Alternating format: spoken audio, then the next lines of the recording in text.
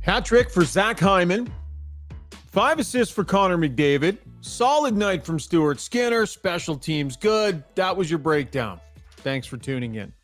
Welcome to Got Your Back. Post-game edition. It's a late one. Thanks to everybody that is joining us live on the stream tonight. Or if you're listening to us in podcast form the next morning, hope you're having a great day. Jason Strudwick, Rob Brown, both joining us tonight to break down this game. And looking forward to it. Oilers with a 1-0 lead in the series. Coming to you from our long shot studio. All Oiler game nights during the playoffs are all-you-can-eat wings. Yes, all-you-can-eat wings. $25 a person. Now, some conditions apply, but you got to visit Long Shots Sherwood Park and join the watch party. All-you-can-eat wings on Oiler game nights, with some conditions applying. And as always, our amazing show is brought to you by our amazing title sponsors, Sherwood Buick GMC. Just coming off their best month ever, sold 400 vehicles. How are they able to do that? Well, because their sales process is streamlined. Their sales staff is knowledgeable. They're friendly. They have stock, right? That means you can actually get people into vehicles. Can't sell that many if you don't have them. And they know what they're doing over there. So highly recommend you visit 10 Auto Mall Road, just off Baseline Road on the way into Sherwood Park. Go see Phil and the amazing crew. Tell them Got Your Back sent ya. www.gmcpod.com is the address. Okay, I think we have Rob Brown in the car, and we've got Struds at his home post. Guys, there's going to be some late nights in the playoffs here, man. The NHL curse the Oilers with some of these 8 o'clock starts, Strudy. So late nights it'll be, but we're staying up to talk about this one. How's the night, pal? Yeah, it was good. I was at the game, actually. A lot of fun. Good energy in there. Yeah, the building was loud. Hey, Brown, you were inside there too, Brownie. That was different than regular season hockey, man. That anthem was pretty awesome, and the building was rocking tonight.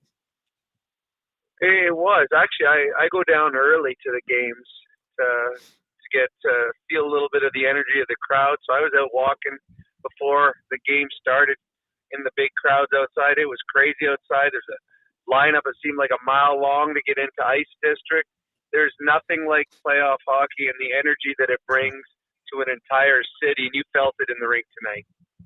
Hey, what was the stat that Reed threw out on your show about Adam Henrique and the time between playoff goals for him, Brownie? I thought that was a really cool stat. I think I don't know the exact number, but it's been 12 years between goals and 4,000 plus days between playoff goals for Adam Henrique. The longest stretch in history of the National Hockey League. Yeah, that's pretty cool. Pretty cool. I don't know what his last one looked like, but tonight was a thing of beauty. Yeah, it definitely was. So lots for us to dissect from a Game 1 win by the Oilers, guys. So let's get to our breakdown, brought to you by Mr. Dirk, the iconic men's clothing store in Edmonton, founded in 1939. It's just off White Avenue and 102nd Street. Looking forward to heading down there this week. Got a meeting set up with Sterling where we're going to hook me up with some new playoff fashion. A couple new suits maybe, kind of freshen things up. It's a great place to go do that, right? They've got really nice, really fashionable, lots of selection. Suits and pants, shirts and ties. A beautiful showroom, too. You can try everything on. They take great care of you. And they got lots of great casual stuff as well. That is MrDirk.com is where you can go to check out all that they have to offer. Struds, the Oilers get things rocking and rolling with a pile of even strength goals. Just, shot out of a cannon in this game tonight. The top line leading the charge. What did you like best about that start for him?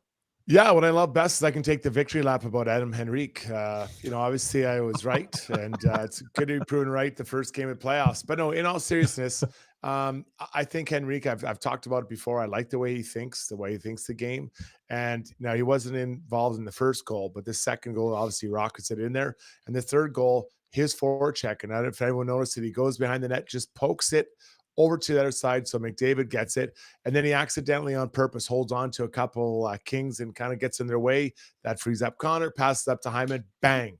So that is what you bring him in for. You bring him in because he's smart, he's wild, he's able to do it. So I thought he had a huge impact on this game. He may not have led the team in points, but he was a nice fit up on that top line. Well, what I liked about the game, the start to the game for the Oilers, is both teams know each other. There's no secrets. And the Edmonton Oilers know that the LA Kings are a team that play very well with the lead. They score first, they just shut the game down. They just try to smother you and win the game 1-0. Because of that, the Oilers knew we need a good start, and they did. The Oilers came out flying, shift after shift, led by Connor, who he's on a mission. Connor McDavid is on a mission to win a Stanley Cup, and it started with Game 1 of the first series. They knew they had to get a lead on the LA Kings. They got a lead. They extended the lead. They continued to extend the lead. So I thought this was an Edmonton Oilers team that now knows how to play against the LA Kings, knows how to beat the LA Kings, and they showed that in the first 10 minutes of this hockey game. There's lots of offense to talk about, and we will, but I want to give a little shout out here to Mattias Ekholm. You know, when the game was in the balance, which really was kind of the first portion of the game, Strudy, there was a sequence of events where, like, he broke up a couple of rushes. He made one break behind the net. He did like a double head fake to then hand to shake the forecheck, handed the puck to Bouchard. He fired it up ice, and that started the rush that ended up in the goal. I thought that, you know, defensively tonight, Mattias Ekholm made some really high-end plays and was excellent with his stick. And that, to me, you know, when the game was in the balance, I thought that they were solid defensively, and him in particular. Yeah, I thought they did a good job. I thought the D-men really did a nice job of breaking the puck out. I didn't think that LA had their best forecheck going tonight. You mentioned about kind of, Ekholm, but Bouchard did it. Kulak, we saw him kind of go back for that puck, and then it was like the Kings they weren't taking the wall away, but they weren't taking the middle away. They were just kind of around, and he could able to go up the wall or go up the middle more often than I thought they would. So I think that a detail the Kings are going to work on is definitely their details on their forecheck, because I thought it was too easy for the Oilers to break out. But to be fair, the Oilers D-men were getting back quickly, then making plays at those moments, Brownie. Well, and to go back to Schauger's point about Ekholm, all the talk this year is about Bouchard, 80 plus points. He has 4 assists tonight. But there's 2 players, the Edmonton Oilers, if they want to win a Stanley Cup, they cannot afford to have injury. That's Connor McDavid and Mattias Ekholm. Ekholm is their best defenseman, and he leads by example every shift, and he does so many subtle things on the ice. He's not a bruiser where he just mushes people, but he gets in their way. He closes off gaps. He makes the right play, getting the puck out of his own zone. And if there is a mistake made anywhere on the ice in the defensive zone, he always is the guy covering up. I agree, Schauger. Mattias Ekholm, at the beginning of the game, made a couple of plays that really settled it down in his own zone and just made it look like the LA Kings, this is going to be a long night for you. You guys are not going to get anything easy when I'm on the ice. So some self-inflicted wounds, hey, Struds, from the LA Kings. They definitely got in their own way tonight in terms of taking some bad penalties. I thought there were 3 penalties that were not great, and you can't do that against this Oiler team. So, you know, I really feel like they got in their own way in this game and created problems for themselves. Well, the big trade, PLDB. Some people call him Pierre-Luc Dubois. I mean, that I think was the first Everybody penalty. calls him Pierre-Luc Dubois. You're the only one that calls him PLDB. No, there's a lot of people. It's not PLD. Nobody else throws the B in there. Where do you get the B from? Dubois. It's BLDB. Anyways, a lot of people call him.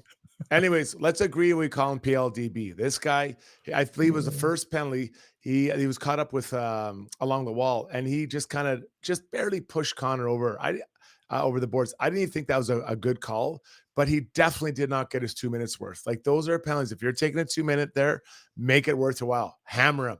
Maybe try to hurt him, right? Try to hobble him a little bit, but just to go out and do what he did, I thought it was a wasted penalty, Brownie. And there was a multiple times where I thought, what was it? Who took the one on Darnay? Was it Lizotte? Moore. That was Trevor Moore. Trevor Moore. Like, that's another one. Like, it's just, I don't know that that's really worth it. And everyone's watching you, seeing what you can do. So Yeah, I think that actually some of those penalties remind me of what we saw from the Leafs and Boston in their game one on Saturday, Brownie. Well, I agree with you about PLDB, that's what everyone calls them. I understand that too. Dumb penalties. Like seriously, dumb penalties. And it's funny when he pushed Connor over the boards, my first thought was, right now Struds is saying, if you're going to hit Connor, good.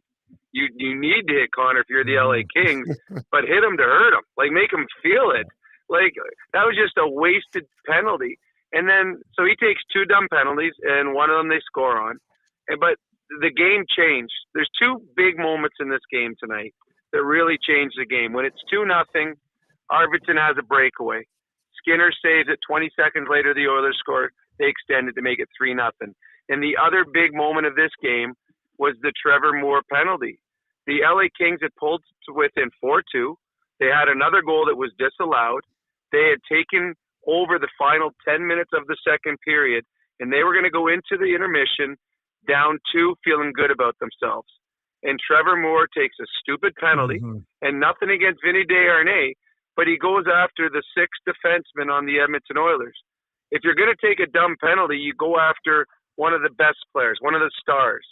But he goes after the 6th defenseman. Easy call for the referee. If I'm the NHL, I'm looking at it. It reminded me of the Josh Archibald hit that got him suspended a couple of years ago against Winnipeg.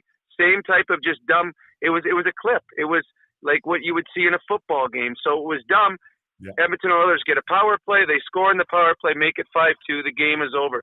That was a dumb and selfish penalty. When you're playing against the Edmonton Oilers and you're an underdog, you've got to play a perfect game. You need great goaltending, and you need to be disciplined.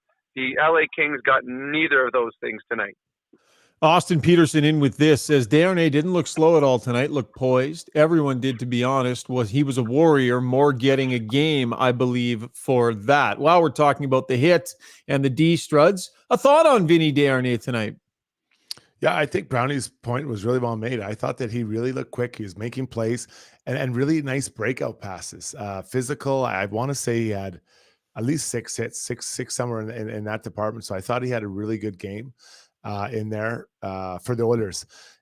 I think we can't gloss over that second period. I do think that the Oilers came out and played a little bit looser. And then to me, there was 2 plays that I really recorded. Was one prior to the Mike Anderson goal. Zach Hyman gets the puck and he's working his way up towards the blue line with really nowhere to make the play. And he holds on. The puck poked off his stick. Seconds later, it's in the back of their net. And I think it was either the shift just before that or shift after that. Darnell Nurse jumps up in the play when there's no play to be made. Like there was no advantage to be created. And it almost leaves his partner CC in the lurch. So what I like about that is that, there's going to be mistakes. There's going to be, bad decisions over the course of the game for sure, breakdowns. But then in the third, I felt like they said, hey guys, we don't need to score more goals. We need to just make sure we're good defensively or better defensively. And they brought it back in that third period. So the first and third were good. I thought the second was what we'd seen previously from the Oilers, specifically in some moments against Vegas last year. Capitalizing on the power play, right? If LA is going to make those stupid plays and take those bad penalties, you gotta hit them for it. And Zuby, you can get the McDavid power play clip ready here. We'll get to the Weiss Johnson sound box. They're offering $200 off their Fantech HEPA filter system. So be proactive, keep the air in your home clean, right? If we have more forest fires this year, we certainly hope we don't. But if we do, this filtration system will make sure that your house is a comfortable place to be when it's kind of mayhem outside. So contact them for this amazing deal by visiting weiss-johnson.com today. Jingle. Got to capitalize when they give you those opportunities. Connor McDavid on the power play tonight. Well, they got a great kill. They were the number one kill all year long, and we got a lot of respect for that group, and we were prepared. And I thought, we got some good players on that unit making good plays, and that shot by Leo is incredible. I'm not sure how you stop that, but I thought we were able to hit him a couple of different ways, which is good because it leaves them to have to figure it out. with that being said, we got a few things up our sleeve still, which I think is a good thing. Yeah, a few things up their sleeve, Struds. They came out and on the very first power play, they had a different formation. That was different, man. They had McDavid over on the left side. They had Hyman in front, Draisaitl on the bumper, Nugent Hopkins over on the right flank, and Bouchard at the point. I'm not saying we've never seen that. That was a different look right out of the gate from their power play.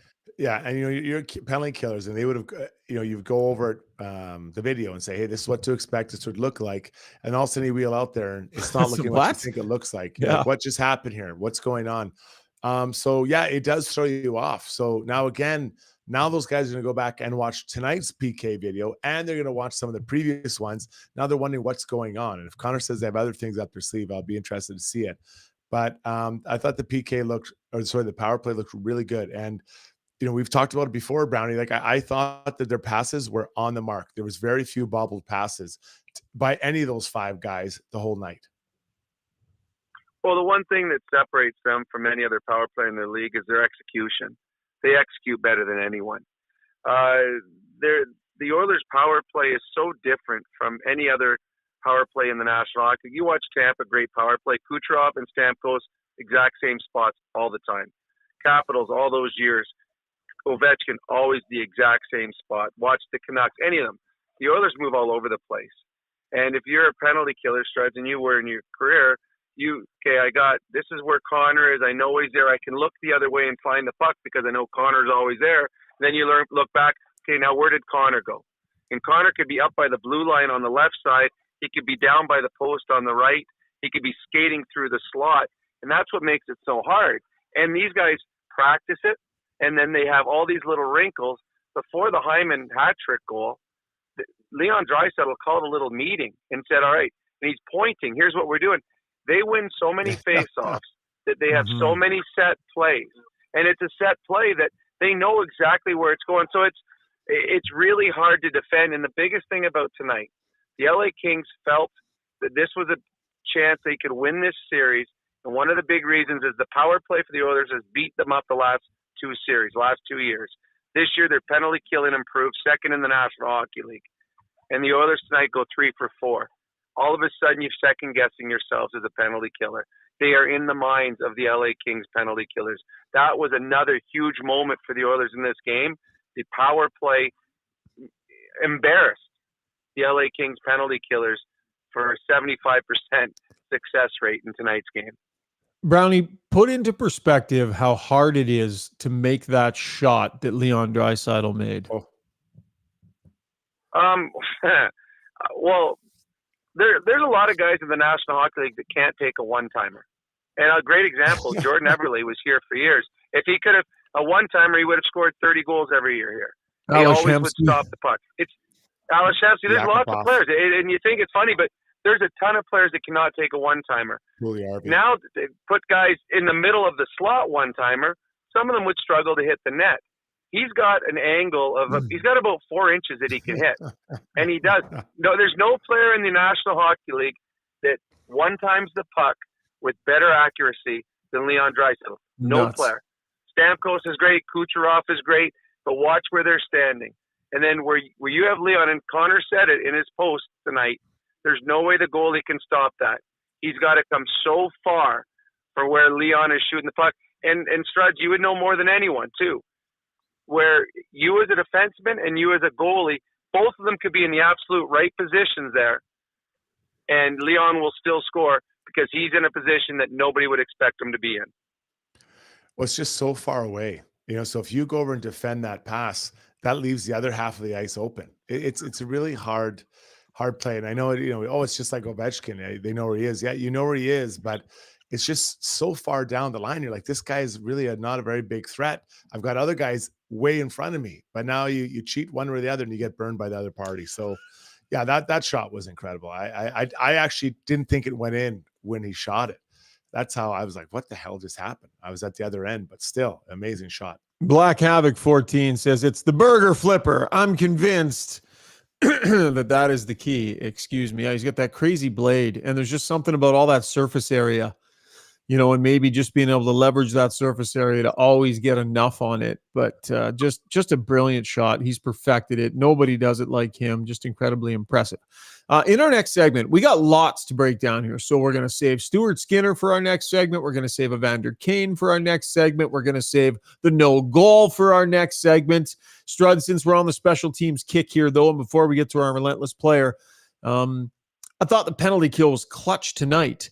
And somehow, guys, despite the fact that they left themselves short a penalty killer so clearly in Connor Brown, how could they possibly have played Holloway ahead of Connor Brown and left themselves so short on the penalty kill? I thought it looked pretty good tonight, Struts. Yeah, it looked good. I thought they did a good job. Was that subtle enough, or was that no? Yeah.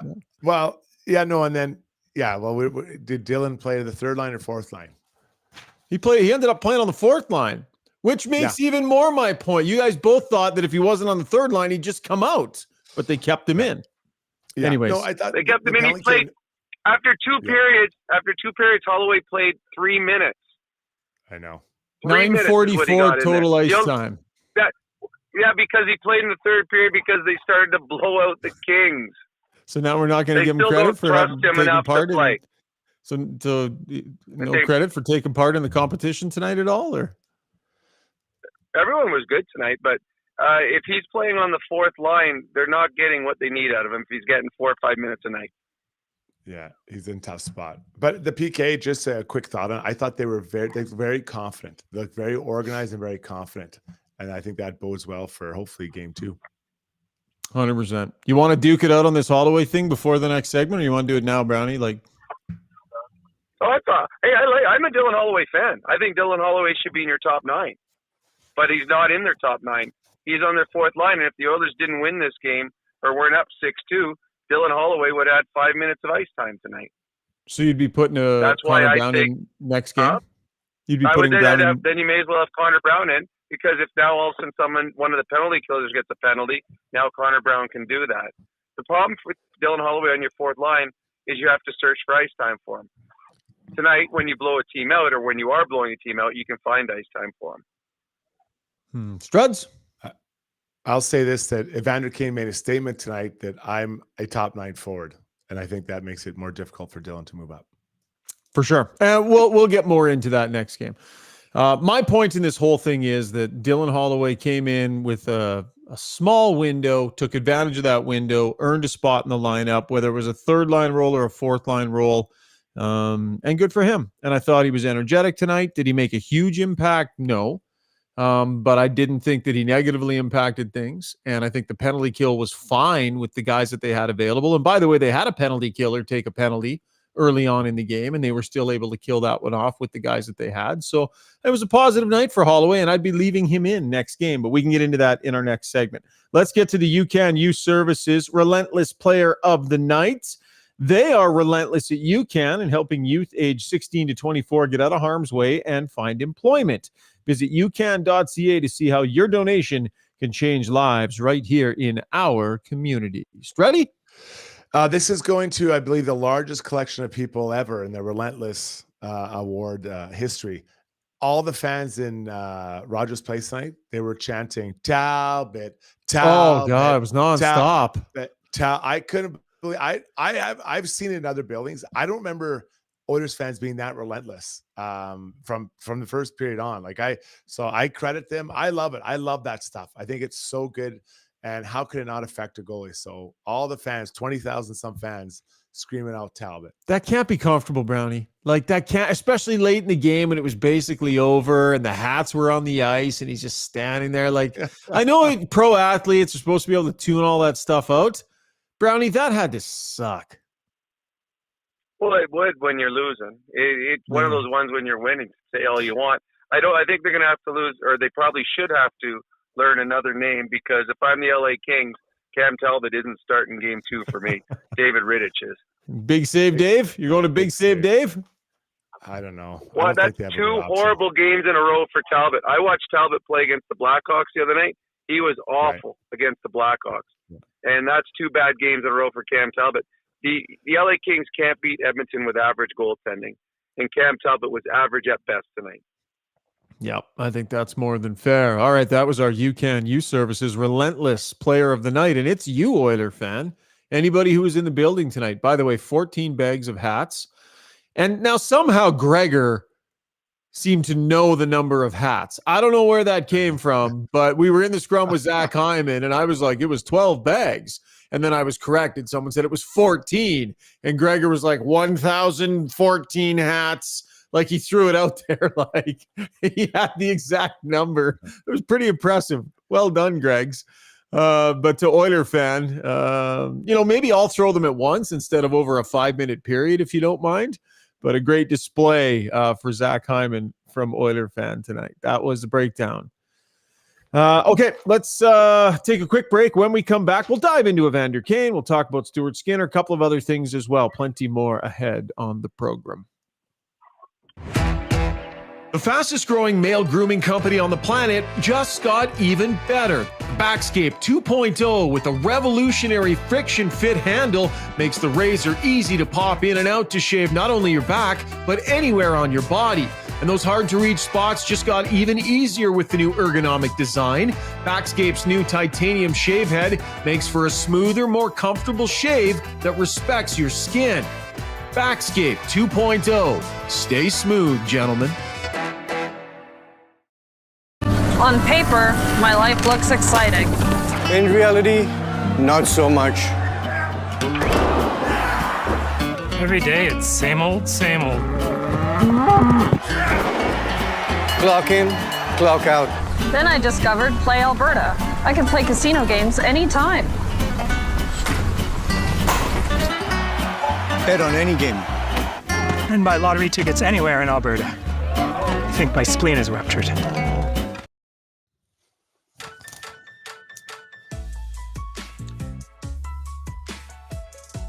All right, time now for our takeaways brought to you by our newest sponsor here on the podcast. A huge welcome to FG Promotions. When it's time to step up your brand game, turn to FG Promotions. Quality, consistency, customization, they do it all. Mention Got Your Back and get a cool 10% off your first order. Plus, we've got great incentives in a program that offers discounts on personal golf gear. That's kind of the specialty. FG Promotions has got your back. Head over to fgpromo.ca, mention Got Your Back, and let's get that brand shining. Okay, gentlemen, we've waited long enough. We probably should have got to Stu Skinner in that opening segment. That's a long time to wait between playoff starts and a lot to think about for Stu Skinner after the way last playoffs went. Waiting for this moment tonight, Struds. And I'm not surprised by it because he's a pretty composed guy, but that seemed to me like a goalie that met the moment tonight. He looked very comfortable and very poised in it. And there was a save prior to the Oilers' first goal. He made I think it was a toe save, if I remember correctly, that could have changed the whole game. If LA scores, now they got the lead, and then you're like, okay, they got to get it through the meat grinder, the neutral zone. Yeah. But I thought that was to me, when I saw that save, I'm like, okay, this guy's good. He knows what's up. He's going to make it happen, Brownie. Well, to me, it was the save on Arvidsson on the breakaway. The Oilers got off to the 2-0 start. The LA Kings really had no grade A looks. And all of a sudden, a bit of a mess up in the neutral zone. And Arvidsson, who was a fantastic player, gets a breakaway. And if he scores there, it's 2-1. And all of a sudden, everything that the Oilers had done up to that point is gone. And the LA Kings are back in the game. Skinner makes the save, looks comfortable doing it. 20 seconds later, the Oilers scored and extend the lead to 3-0. So that save by Skinner on that breakaway, to me, changed the whole game. It just put the LA Kings in an almost impossible situation. So, yeah, a couple bad bounces off of his own teammates to get behind Skinner, and then obviously the 2-on-1 broken stick CC play. But I thought Skinner looked good, looked composed, looked confident, and was by far the better of the two goalies tonight. Yeah, no question. Let's get back to the Weiss Johnson soundbox. Here is Stu Skinner on feeling ready to meet that moment. Yeah, I felt great. A lot of experience that I was able to get last year came into play definitely today. Just knowing kind of what the building's going to feel like and how loud the fans are going to be. So, I felt very comfortable and calm and ready to roll. Yeah, a couple bad bounces, as you mentioned, Brownie. But when that game was in the balance, Stu Skinner was all over it. I thought his pads were great. I thought his glove was good. He was just calm. He was composed in there. Didn't let the traffic rattle him at all, Struds. If you're a teammate of Stu Skinner and you're watching, and maybe you were on the team last year in the playoffs, and remember, got pulled in the last 3 games, I think it was against Vegas, 4 times overall in the playoffs. If you were on that team and you're on this team this year watching him tonight, what are you thinking as a teammate looking at that goalie? Because, Struds, you talk a lot about what you want to see from your goalie as a teammate. I want to see calm. I want to see calm, and I thought we saw it from him tonight. Now, it's not just tonight. There is, he has a body work from last season and then a body work from this season. Now, we know the playoffs wasn't the way he wanted to go, but I maintain it. I think he was either mentally or physically, and we're both tired. I know he doesn't believe, he doesn't think he was. I believe he was. It's just a long year. So now he's managed himself differently this year, and the guys see it. They see what he's done, how he's played. Now you get into this first game, again, look calm, collected. He was getting his work done. So I'm really interested to see what it looks like game 2. Can he bring that same style, that same approach to his game? I thought Cam was quite a bit all over the net. A couple times outside the blue paint, which is probably not what a goalie coach wants, but he was under pressure, obviously, more than Skinner was. But I'm really looking forward to Brownie to see what he looks like next game and step it up again, the same level for another 60 minutes. Yeah, 100%. The Oilers are a good enough team that they don't need goalies to steal games for them, but they need goaltenders to make the saves they're supposed to. And I think that's what you got from Skinner tonight, and what you've got from Skinner really since the middle of November. So it was a quality start. If the Oilers get quality starts in net, the Oilers are going to have a very long playoff run. Yeah, agreed. Let's get back to the Weiss Johnson soundbox here. What did the head coach think of what Evander Kane brought to the Game 1 party tonight? Well, Evander hadn't skated for 7 days. And him coming back, it was just let's wait and see. Let's see how he looks. And yesterday in practice, he looked really well. And then we obviously feel that want to give him more minutes, more responsibilities, and being on that fourth line. And as for his game tonight, I thought he was really good. There was a few situations where he made something out of nothing. There was a couple shots off the rush where didn't really think it was a scoring chance, and because of his ability, he made it look dangerous. He even had that one player off the rush where he tried to flip it up, bat it with his stick and flip it over the opponent. And, you're feeling it when that happens. So, Brownie, no points on the board, but the stats line is just over 16 minutes played. 1545 of that was at even strength. That was, I'm not sure. Quick look here. I'm looking for forwards that might have played more than that. I think he might have been, pretty much the top forward at even strength, it looks like, as I'm quickly glancing at it. So top forward at even strength, 6 shots, 9 attempts, couple of hits. Struds, you were really concerned last night what this could mean potentially, Evander Kane being injured. And I guess Brownie, that's a good sign that he was able to put forward what he did tonight. I agree. Well, it's funny when Knobloch first starts, he hasn't skated in 7 days. I know what I would look like after 7 days without skating. It was certainly not anything like Evander Kane did. I thought he was excellent in this game. I know that the last few games before he left with injury, he had some points in those games. But I thought tonight was even better. I thought it was a very controlled Evander Kane. Wasn't running around trying to throw someone through the boards because he didn't need to. Finished his checks. His speed looked fine. He pulled away a couple times to create 2-on-1 opportunities. Almost beat Talbot with one going far side in the second period. But yeah, I thought Evander Kane deserved all of the minutes he got. He was very good. He and his line mates were very good, and he was the guy that drove the line today. So I thought that was a really good sign for Evander Kane, and for Oilers fans wondering what you were going to get out of an Evander Kane dealing with injury. Tonight, it didn't look like he had anything wrong with him. Now, every time I watch him skate, I'm always wincing because I'm like, oh, does that hurt? Does that hurt? Does that hurt? It's funny. I'm thinking about it all the time.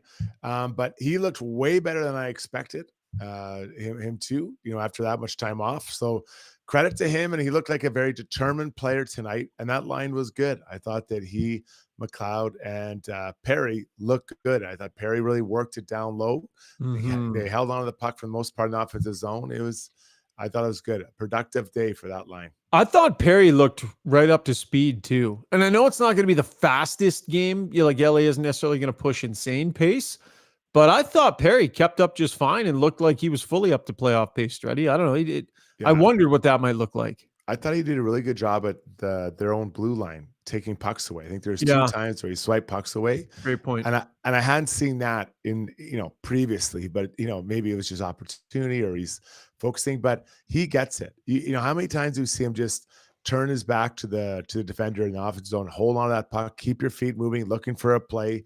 And as a sidebar, I thought the Oilers, especially in the first period, did a great job of going from low to high, then across, then to the net and getting bodies to the net. Like that's, I think, a recipe for playoff success. You're not going to make it all beautiful, but going from low to high and then back down low and then across, I love the way they did it. And Perry had it going on for sure. Brownie, what'd you think?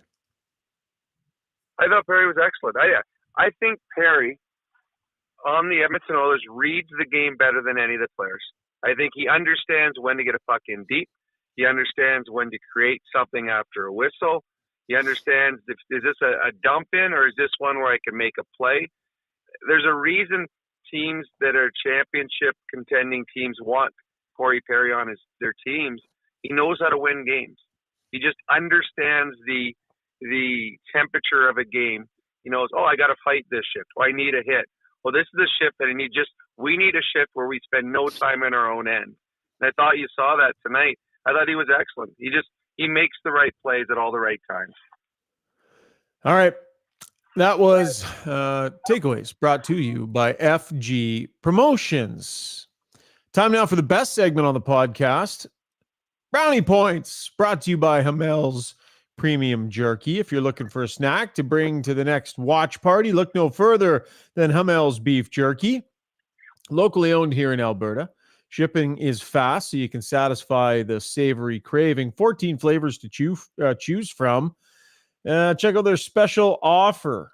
3 pounds of beef jerky for $85 and free shipping as well. It's a great deal. It's great jerky. Go to albertajerky.com, guys.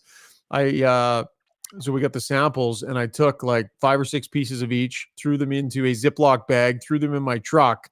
So I didn't even know which flavors I was eating, but I snacked on them all the way to the rink, and I snacked on them all the way home from the rink tonight. Some yummy stuff in there, man. And the odd one that's nice and spicy, you're like, whoa, just such good stuff. I love it. Well, the spicy ones, they go to my wife. I get all the other ones. But here's the brownie points for tonight, and I've got a few of them to hand out because it's a happy night in Oilerville. 3 brownie points for Zach Hyman for a hat trick. The magical season of Zach Hyman continues. That's not very many for a hat trick. He just continues. That's just well, it is, but they're 3 really big ones. I'm running out. You didn't send my new allotment. I got my beef jerky in the mail. I didn't get my brownie points in the mail. I got 5 brownie points for number 97, who all he wants to do is win a Stanley Cup. Well, tonight he started his quest by setting up 5 different goals in this hockey game. He was the best player on the ice by far. I have 1,014 brownie points to the 1,014 boys, girls, men, and women that threw their $35 hats onto the ice tonight. And I agree. Could you please do it all at the same time next game? And at 8:20 start, we do not want to waste 17 minutes cleaning up. Like, can we all just agree that if you don't think you throwing your hat will get it to the ice, just don't throw it? Only people within proximity of the glass should be throwing. Am I wrong? I believe you are. No, yeah. no, actually, Shogger, no, we should do, Shogger. If anybody gets 2 goals in the game, early in the game, everybody hand their hats down. Get them all the way to the first 5 rows, and they'll be ready for that third goal. That'll just speed up everything, and then we won't have to do a podcast at 1:23 a.m. All right, 1,014. Okay, what else you got? Minus 100 brownie points to Trevor Moore for a stupid penalty that I believe cost his team any chance of coming back for a victory. And then my biggest brownie point of the night, it's one gigantic, super giant, wow, holy smokes, big brownie point for winning the first of 16 wins that you need for the Stanley Cup. Number 1 is now in the bag. Sounds like that was maybe a funky brownie he was describing there, Struds. Yeah. Hey, Yeah, a little there's special something. brownie? That one- A little that one has special a- brownie? That's a brownie that I'm going to have on Friday night. That kind of brownie. Yeah. That's a Friday night brownie, baby. It's a homebrew. I love it. Love We need it. 16 Brownie wins point. so I can have 6. We need 16 wins so I can have 16 of my funky brownies. Oh, fantastic. Brownie points brought to you by Hamel's Premium Jerky. Late shift, Brownie. Thanks for hanging in, pal. Let's chat after game 2. All right, I'm just going to stay in my car. I got to go to the rink in 4 hours anyway. So, night, guys. Good night, buddy. See you, buddy. All right, lots more with Struds and I still to come ahead on the show, so stay with us. Spring is here, and if you're thinking of buying a new home during the housing market hot period, contacting a mortgage broker should be your first step. Maria Gallus with Maximo Mortgages can guide you with a stress-free experience. With access to dozens of different lenders, Maria's simplistic approach and expert advice will have you ready to put an offer in on your dream home. Take the stress out of your mortgage journey. Contact Maria Gallus at mortgagesbymaria.ca. That's mortgagesbymaria.ca. For over 60 years, Belvedere Golf and Country Club has been delivering a high-quality golf experience to Edmonton and area. This beautiful private club, located on Highway 21 just south of Sherwood Park, occupies 160 acres and presents a challenging yet adventurous 18-hole design. A beautiful clubhouse, fully stocked pro shop, and warm, friendly staff truly make it feel like you belong to something unique and special. Visit www.belvederegcc.com.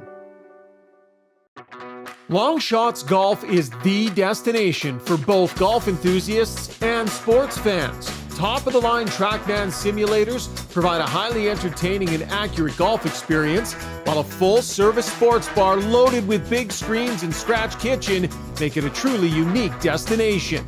They have locations in Sherwood Park and Edmonton. Experience the best indoor golf and sports bar in town. Visit longshots.ca. That's longshots with a Z.ca.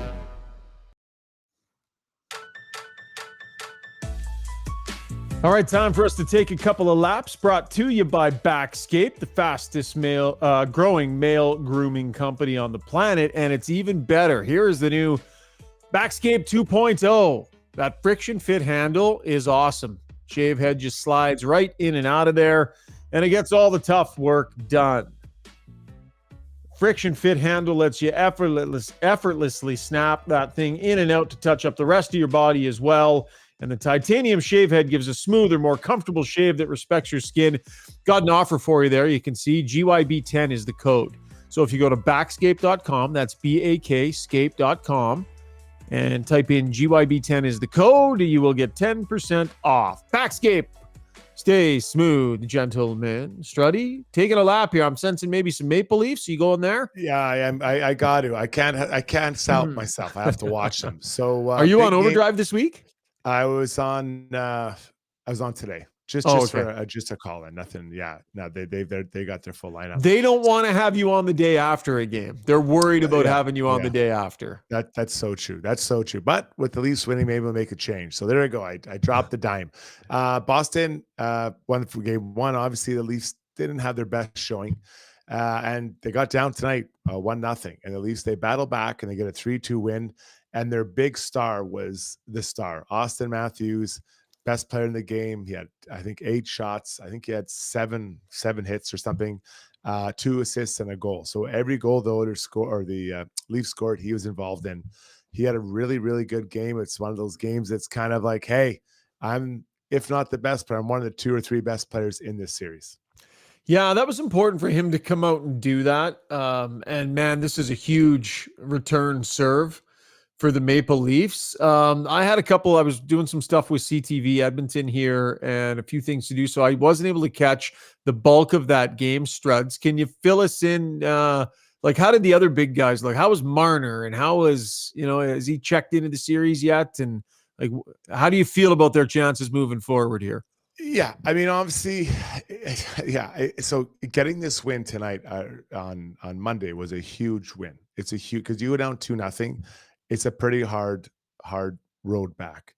The fact that the Boston scored first, I thought that was a little bit dicey and kind of makes it nervous. But the Leafs seemed to manage the puck a little bit better. Yeah. They were on the puck, making plays. I think they were physical without running out of position.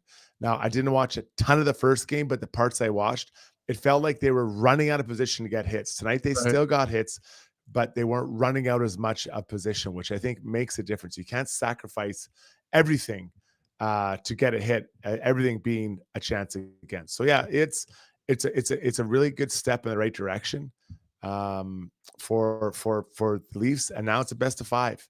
And it's like, okay, we haven't been here this many times, but I think that now you can go home. If you win game 3, you might just have something brewing. Oh yeah, you get that game, and now you're feeling a lot better about yourselves. Tied 1-1 that series, 3-2 win for the Maple Leafs. Where next? Canes. I think a lot of people at the Canes picked as a Stanley Cup contender. They were down 3-0 to the New York Islanders. Crazy, they blew that lead. Blew it massively. The Islanders blew it. 5 straight goals, including 2 goals that were 9 seconds apart. Patrick, and I didn't watch this game. I can't watch 10 games at once and be at Rogers Place, but it was 5-3. They lost. I watched the highlights, and Patrick Watt did not look thrilled. But a 3-0 lead evaporates, and you lose 5-0 or 5-3. That, my friend, is a really, really tough one to overcome for any team. But a team playing the Canes, I think this might be very quick. Did you see the shot attempts in that game? No. What were they? Do you know what the shot attempts were in this game? The New York Islanders had 28 shot attempts, 12 shots on net, 8 attempts blocked, and 8 missed shots. The Carolina Hurricanes had 39 shots on net, 39 attempts blocked, and 32 missed nets. That is, math. 110, I think. 110 to 28 were the shot attempts in that game. That's ridiculous. It is. But, I mean, I believe Rod Brindamore is the type of coach that wants to get pucks to the net as much as possible. I understand volume shooting, but, I mean, that's insane. And then giving up only 12 in the process is pretty impressive, too. I'm going to be completely transparent. I do not like the way the Islanders play. I do not like watching the Islanders play hockey. I just don't think and I don't think they're that good a team. So I got to look at my sheet. I think I had Canes in 6. Geez, what was I thinking? Canes in 6. I like to revisit that one. But anyways, pretty tough road back, but that's a tough place to win on Long Island. Are you doing any more of these other games in Strudy's world, or should we hit on Vegas and that whole drill? No, we can hit whatever you want. Yeah. So Mark Stone makes his triumphant return to the lineup. What did it take him? Like a minute or so, a minute and a half? Tough. And he opens the scoring for the Vegas Golden Knights. So we'll ask you, Oiler fan, what did you think when you saw that? Struds, what do you think, man? Well, I'm not surprised. Like they've shown themselves to do this a number of times, so let's not be surprised. Yeah. He looked good. Again, you can't watch that one, but I watched some highlights and it looked like he was skating well. Obviously, he scored the goal, but he and Hurdle are 2 big bodies, and they are pretty effective 2 big bodies. So I said it earlier, guys, and I'll repeat it. I would rather have played Vegas in the first round than in the second round, or could be, I guess, in the third round.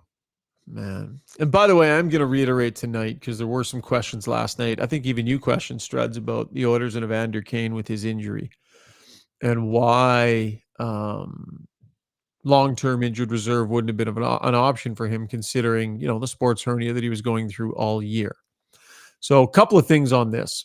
I'm not sure if you heard Chris Knobloch's response today when he was asked that question. Gregor asked him that question about, did you think about having it fixed? Did you think about, maybe being able to, and Knobloch wasn't going there at all. Like, completely avoided the question, said, I'm not going to talk about that. Now, Chris Knobloch does not do that. Chris Knobloch answers the questions that we ask him, which tells me it was touchy. And the other thing I will say is that this Oiler management group is savvy enough to know that if there's an opportunity to put a player on long-term injured reserve and set themselves up for more success in the playoffs, they absolutely would be smart enough to do it. So we don't know all the details. We don't know everything that went on behind the scenes. But to think that they missed an opportunity, I don't think that's giving them enough credit considering this is their jobs, Struds. That's a fair point. And that's why I'd love to hear the explanation. When this is all done, I'd love to hear what the thought process was and or the timing of it all. Like we don't know. So it's hard to comment on, but my initial thought was, why not get the surgery so he's 100% healthy if it happened early enough in the year? Yeah. So it's not like a shoulder labrum tear where you're out for 6 months, right? So, so I guess that'll be, we wait and see what happens when this order is over. Yeah, we'll get a chance to ask him that maybe at some point. All right, that was Taking a Lap, brought to you by Backscape. When we come back, Strudy's World and Ask Us Anything. 2 more segments to go here on the pod, as well as our Play Alberta Play of the Day. Stay with us. When you make a mistake, heads should roll. It's not right. And I'm here. Someone has to put their foot down. Now that I say it out loud, it does sound a little crazy. Gotta look good.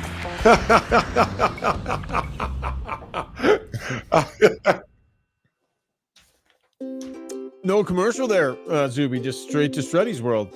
No, we put 3 in the second break. That's the rundown I got. Perfect. Well, that works perfect. Let's get to it. Time for Strudy's World. Brought to you by Shipwreck Rum. Love the music. If you have not had the experience of this amazing flavored rum blended on the Caribbean island of St. Kitts, do yourself a favor, grab a bottle today. The Brindley family has been crafting Shipwreck in small batches for decades now. Took it to a Rishaug gathering the other night, and I'm not going to lie to you. There's another spiced rum that has been at Rishaug gatherings for years and years and years. I will not say the name, but another spiced rum. And I brought in some Brindleys, added it to the party. I think I converted the boys at DLR Vinyl, Struddy. I think they are ready to start consuming Shipwreck and replace that other stuff. So the 2 sponsors of Strudy's World, DLR Vinyl and Shipwreck Rum, going to get along just fine. Get Shipwreck, fans, available at your local liquor retailer. And as always, please enjoy responsibly. Struddy? Coming home again. It's kind of cool when you maybe live somewhere else and then you come back to where you want to be and visit your friends or family. But in sports, I just have a hard time when I see it. Today, it was announced by the Buffalo Sabres that they brought back their longtime head coach, Lindy Ruff. Lindy was there for over 10 years. He went away and coached at some different places. Actually, was an assistant coach with the Rangers. Most recently, you remember her with the New Jersey Devils. And now Lindy comes back to be the savior and pull this team out of the doldrums that is just mediocrity and not enough wins. A, was anyone going to hire Lindy Ruff before the end of the playoffs? B, why wouldn't you wait to see what happens after the playoffs and have a conversation with everybody? And C, I don't like this idea. I don't think it was a good choice. Kevin Adams, he's done some good things with that group, but I believe this was a misstep when a misstep couldn't occur. I like Lindy as a person. I think he's done some good things as a coach, but Rishaug, this is a misstep. The timing, the desperation, and bringing an old soul back to your team. I don't understand it. To be quite frank, I do not understand it. 2 words on this situation for me. Craig Berube. Like, I don't understand. Yeah. I don't understand what's going on here. It's a hell of a good coach sitting out there. Guy that knows how to win, and a guy that can motivate young guys. A guy who is known for being upfront with his players and honest with his players, just like he was when he played. I'm confused why anybody is filling their positions here without him being, deep in the conversation, if not the guy that gets hired. So I agree with what you're saying here on Lindy Ruff. I'm wondering when the hell is someone going to hire Craig Berube? Maybe he's waiting. Maybe he wants to wait for the perfect opportunity. But I don't know. The Sabres seem like a pretty good up-and-coming group. You'd have to feel good about what's possible the next 3 to 4 years there, wouldn't you, Struds? Yeah, I think that their D, they've got some top-end D. Obviously, the goaltender looks like it's maybe getting solved. Up front, I'm not sure that's a finished product there. I think there's a lot going on with that group. So I'm not sure it's that close. But, honestly, and you're way more connected than I am, but was Lindy Ruff, was there any risk of him getting picked up in the next 7 weeks? Yeah, no. I don't mean to be mean to Lindy, but let's just be honest here. I don't think that was going to happen at all. I actually didn't think he was getting another head coaching job. So you could have sat down with Berube. Where's Jay Woodcroft in this whole situation to talk to? And there's many other coaches that were, out there. And I don't it feels like we got to get someone quick. Let's get this solved and then make a plan for the draft, make a plan for next year. I don't know. I'll be really interested to see who his assistant coaches are. Yeah. Todd McClellan hanging out there as well. So, coach. Taves DeCane says Kevin Adams looked like he had it on the rails after moving Eichel and showing some progress last year, but it's become a circus in Buffalo again, according to Taves DeCane. Yeah, I don't disagree. They're an organization that you want to see them take a step because they got some really exciting young players, man. Like that D-core, I want to see those guys have the opportunity to play on a big stage at some point, Struds. They deserve it. They're good enough to, those young guys, and they need it early in their development here, but they ain't getting it. No, they're not getting it. I honestly, I think it's time to go and just change. I would have changed it all. Like if I was the owner, scorched earth. Yeah, we're gonna. I've got an idea. We're gonna bring in our ex-coach. Which one? Lindy Ruff. What? You bringing who back? I'm sorry. Okay, you know what? Yeah. I think what we're gonna do is we're just gonna start again, and we're gonna get this done right. Because you know it as well as I do. Most rebuilds don't end. Sorry, they don't end with the same GM they started with, right? That usually there's a transfer there at some point. So I don't know. I like Kevin Adams. It just doesn't feel right. You had so much time and so many options. This does not feel right. We'll see how it all plays out, buddy. We will see how it all plays out. That was Strudy's World, brought to you by Brinley Shipwreck Rum. Okay, let's get to Ask Us Anything, brought to you by Match Eatery and Public House. If you only got time for one before the game, make it a frosty 25-ouncer at Match Ice District. Enjoy the supersized steins on select beers. Match Eatery and Public House is located adjacent to Rogers Place in the Grand Villa Casino. For more information, you can check them out online, matchpub.com. My colleague Pierre Lebrun is in town. We've been doing some stuff on TSN Sports Center, TSN's YouTube channel as well, and treated him to lunch yesterday at Match. It was great hospitality. I went with the hot chicken sandwich again. Pierre, I think, had the clubhouse. He was quite happy with it. So reviews are good from the TSN crew. Zuby, hop in, my friend. How's the mood on the stream tonight? A game one win. So I imagine there's nobody arguing. Everybody's getting along marvelously. There was Neil Garrity and somebody else's name escaped. Not as much of a regular on the stream. They were getting into it. Something about Matt, and actually I'll go. Was it Vane? Yeah, it was Vane Mretzky, I believe. Anyway, he's a newer character, but anyway. I didn't see where it all started. It had to do with which pairings were playing against which forwards. But I will say that as they were discussing who was better at math, Steno chimed in and said, there are 3 types of people in the world, those who can do math and those who can't. And I thought that was a good... That's a pretty good line. I hadn't heard that, and I appreciate a good dad joke, of course. So I thought that was pretty funny. And then also, you guys covered the game in depth, so we have lots of stuff that's kind of like fringe things that I wanted to bring to your attention tonight. Good. And Strudy, you were just talking about coming home again, and lots of people mentioned that, Schauger, you good? Yeah, I'm fine. My damn camera keeps clicking out of this thing. Just proceed. Ignore me right now. So lots of people on the stream shit. mentioning that Clem Costin was in attendance at the game tonight, and goes so far. I did look it up and saw a photo of this. This is true. Zoe R said Clem had his Oilers jersey draped around his shoulders. Now that's extremely, aside from Brady Tkachuk chugging beers at a Flames game, which I got no problem with because his brother's playing there, but Clem Costin's still under contract, right, to the Sharks for another year. That's kind of strange, don't you think? I mean, it doesn't actually bother me, but what did you guys think of the Clem Costin sighting? I didn't see it. I saw some people mentioning it on the stream. Struds, what do you think, buddy? What would you think if you were a Sharks teammate? So they flashed it up on the screen, and I mean, if you're a Sharks teammate, you're like, you're not that upset. You get it. I mean, their team is terrible, and they're like, but this is, I take no pleasure in saying this, but I was right.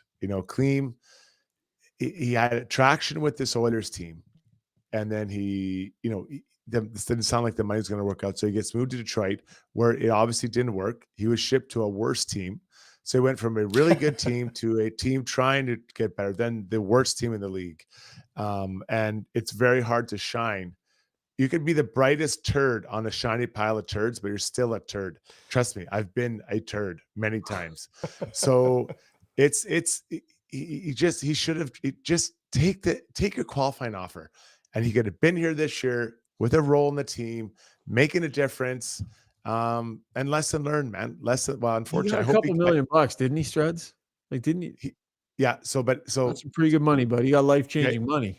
Okay, I'll say this. So he's got it for 2 years, right? So right now, which direction is career trending? Upwards or downwards? Mm-hmm. Yeah, you're right. Probably be in Europe. After next year, unless something dramatically changes, and a coach and Quinn likes him.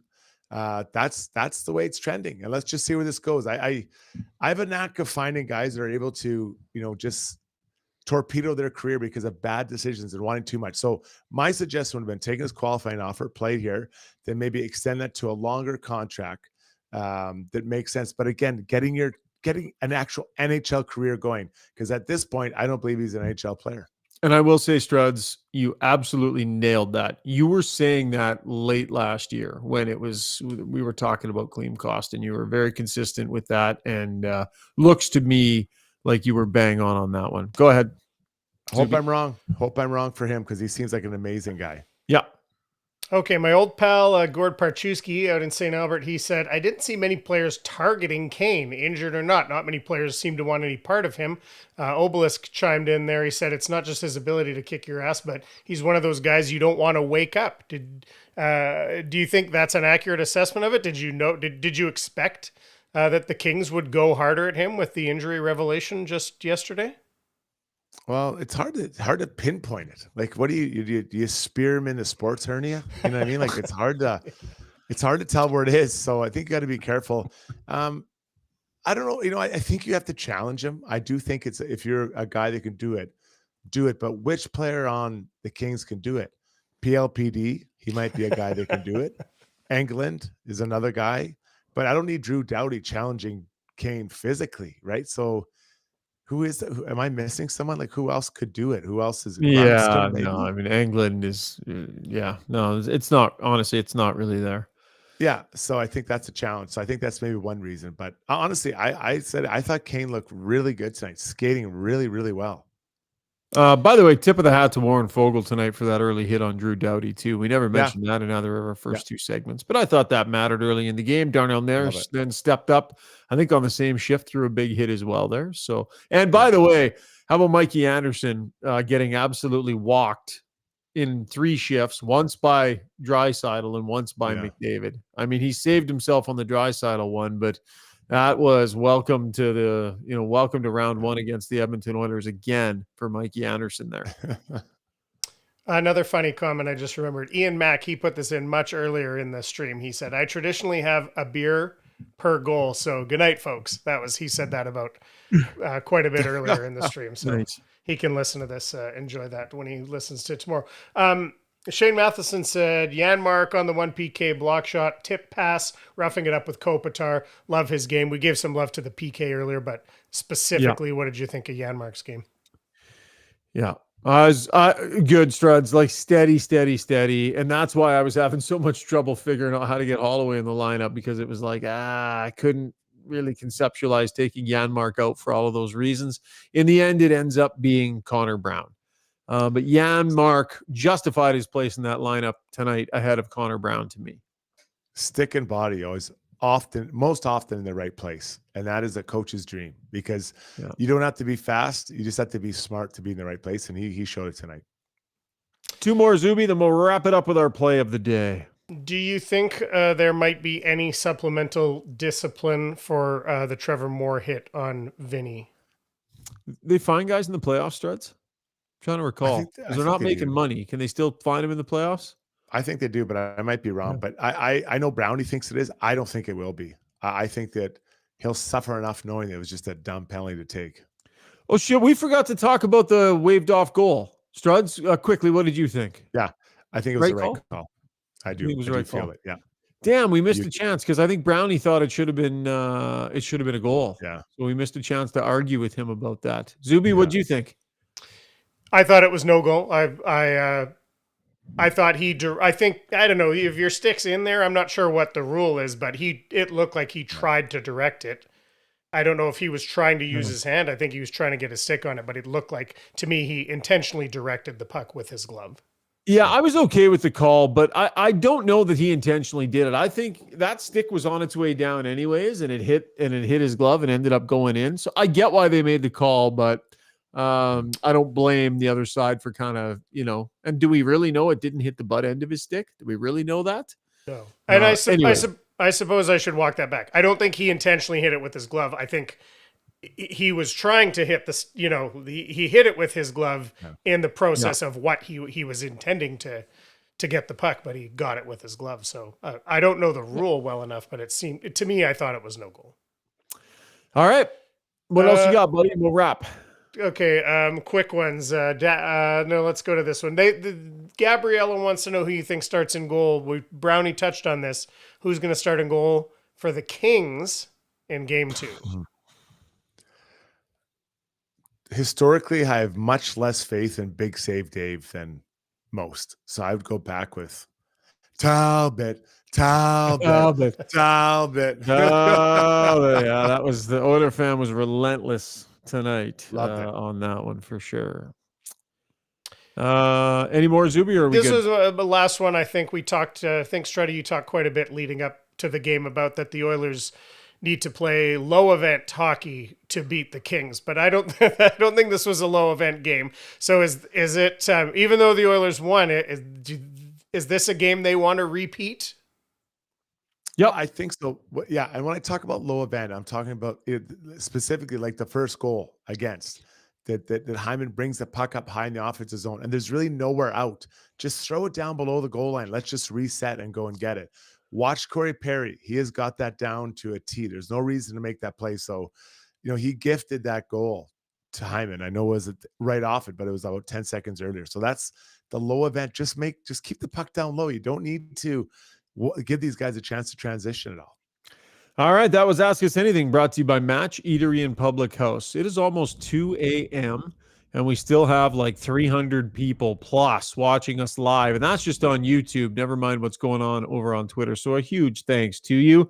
Our play of the day brought to you by Play Alberta. When the Oilers play, they play with odds boosts. Get better odds on the games and teams you care about the most. Official gaming partner of the Edmonton Oilers is Play Alberta. Deposit today and get a $50 free bet with the code GYB50. Visit playalberta.ca and please play responsibly. Struddy, what are we going with for the play of the day tonight, my man? I was sitting beside my dad. Obviously, I took him to the game, and then Sean Brown and his wife were beside me. Everyone started throwing hats when the hat trick went in, except for the guy in front of us. So after about 4 or 5 minutes, Sean Brown taps him on the shoulder, said, "Hey, bud, throw your hat." The guy gives us the wave off. He's like, "Hey, man, throw your hat." He gives him the wave off again. So Brownie just kind of backs off. And I actually felt bad because, I don't think the guy threw his hat. I think underneath that hat, not a lot of hair. So I give it credit to Brownie for challenging someone to throw it. But I understand why the guy, because if I would have thrown, I got lots of hair. His buddy threw it. He had lots of hair, but I'm pretty sure that's what it is. But tapping someone to ask them to throw their hat, I've never seen before. Gord Pachewski says, best Oiler podcast, hands down, worth the wait, boys. Yeah, it is a late one tonight. Struds, I'm just going to quickly submit one more submission for play of the day. You can tell me if I get it or not. Oiler media room tonight. Had a nice meal. Decided to treat myself because I had a good hard elliptical workout today to a little ice cream dessert. Now, I didn't just go get ice cream and drop some caramel sauce on it like everybody else. I didn't just drop some strawberry onto the vanilla like everybody else. Here's what I did. Here was my play of the day, brought to you by Play Alberta. Vanilla ice cream cup, a few of the candy sprinkles, went and got a glass of root beer and poured the root beer into the vanilla cup. I made myself a root beer float and slowly but surely just emptied a little bit more root beer into the vanilla cup the whole time. I can't wait for game 2. That's how good it was. I can't stop thinking about my root beer float pregame. It was the play of the day, fellas, by a mile. I'm gonna be honest. I stopped listening after you said a good hard workout on the elliptical. I've never seen that. Is that like Puff the Magic Dragon, or I had to watch it on the Ray and Dregs record this morning. That feels like 3 days ago. Oh my gosh. I was on the Ray and Dregs record this morning on the elliptical. Hey man, I'm committed. I'm not going to let work get in the way of my elliptical workouts. Yeah, I can't believe my vanilla root beer didn't get any more love. All you chose to do was make fun of me. It was great. I'll send you. If I was 9 years old, I would have loved it.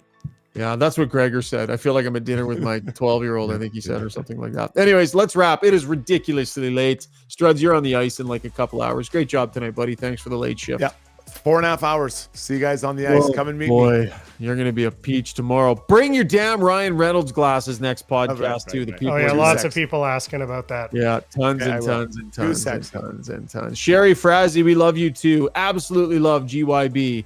She wraps up the podcast with tonight. Thanks, Sherry. Thanks to Sherwood Buick GMC. We'll chat after game 2, folks. Enjoy it for a couple of days. 1-0 series lead. That never happens. We went right through it, so I'm playing the one with the lyrics here to get us out. Oh, that's a good end. Yeah. Let it ride for a minute, Zuby, and then wrap us up. All right. Everybody want what we got. Living so good like Viva. Grin so big we cheesing. Yeah, we dreamers and we dreaming. Grateful is an understatement. You're the flower growing in the middle